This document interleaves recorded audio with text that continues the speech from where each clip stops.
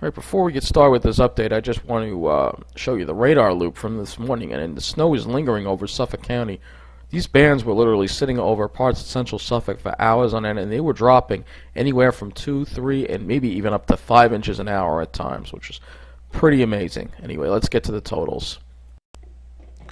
Hello, I want to just give you this update on the snow totals from the storm, and we're just going to go over more or less the immediate area here, Long Island and New York City. And as you can see, some areas of the city got a foot, and the storm actually wound up being worse than some of the models predicted for certain areas, particularly Long Island.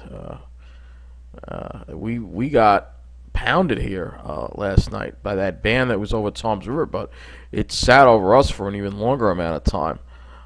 And you can see here some of the totals here in Nassau County. Plainview up to 16 inches.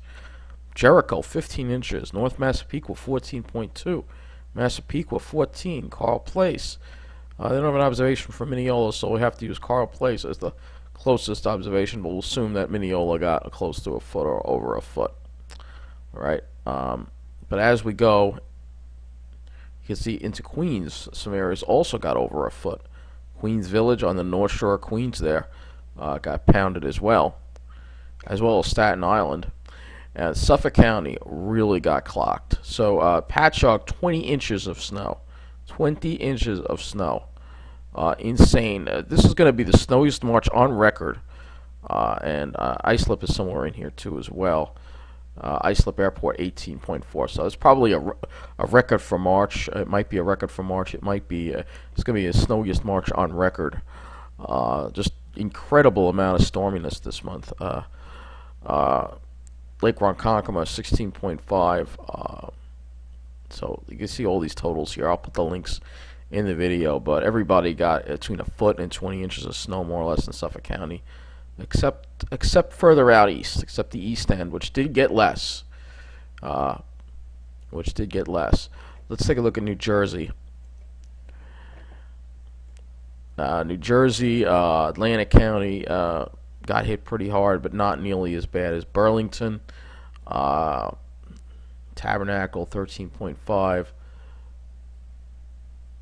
Cape May, some of the areas in Cape May got hit hard too. So it seemed like this storm really just dumped a lot of snow all over the place, and this storm was just full of surprises. Let me tell you, it seemed like during the day it was underperforming, but then once the nighttime came, and that's what I was a little concerned about. Then once the nighttime came, then it would start, and it sure kicked in earnest. You can see some of these readings here in Middlesex County here, Monmouth County over a foot in certain areas, Morris County, and Ocean County, Berkeley Township, and this area also got pounded.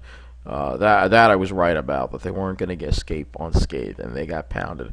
15 inches there. Toms River 12 inches.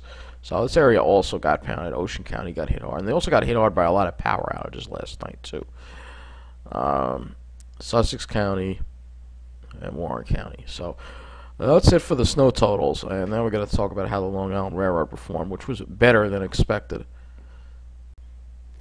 Okay, so I was surprised with all that snow that there were no service suspensions. However, there were some cancellations and delays on the main line, only the main line. It's possible because we got more snow, but again, the main line was affected by delays and a few cancellations too.